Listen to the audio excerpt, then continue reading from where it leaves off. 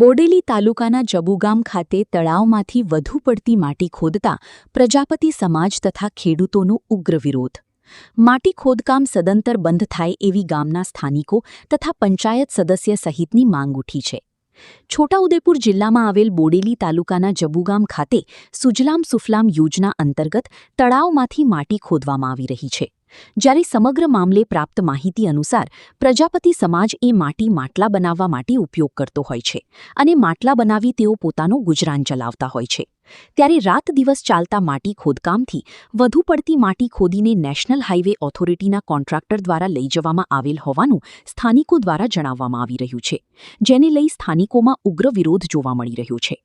આજે પ્રજાપતિ સમાજ તથા આસપાસના ખેડૂતોને આ વધુ પડતી માટી ખોદકામથી ભારે નુકસાનીનો સામનો કરવો પડી રહ્યો છે.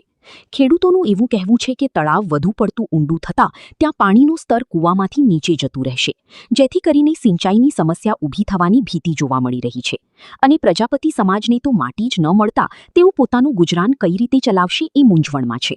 અને ખાસ કરીને ચર્ચાનો વિષય છે કે આ માટી ભરીને ભાવધારી વાહનો દ્વારા લઈ જવામાં આવે છે, જેને લઈ રેલવે ફાટકની બાજુમાં આવેલ નાળું પણ જોખમી બન્યું છે.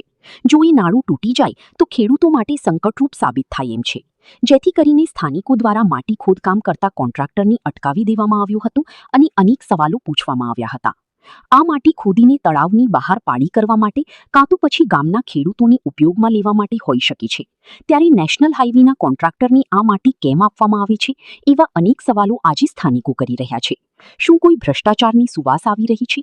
એ તો વધુ પડતી તપાસ હાથ ધરવામાં આવે તો જ બહાર આવી શકે એમ છે. આશા ન્યૂઝ ગુજરાતી રિપોર્ટ ઝહીર સૈયદ, બોડેલી, છોટાઉદેપુર.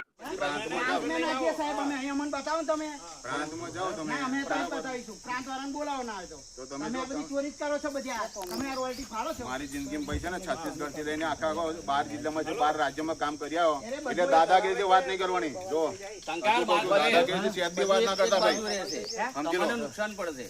તમે એવું કહેતા હોય ને કે એક વસ્તુ તમે એવું કહેતા હોય ને આપણે વાત કરવાની વાત કરો. એ જમીનભાઈ છોડો ને હવે તમે. દાદાગીરી કાકા જો 2 હાથ આમ કરીને કરીશ, તમારે નમીશ, પણ દાદાગીરી કરો કોઈ આવ્યો ને તો એક વસ્તુ તો કોઈનું નહીં ચાલે. અને એની હું છે ને હું હજુ કહું, હજુ જઈ લગીને આ સુધીરભાઈની ઇજ્જત કરી મેં.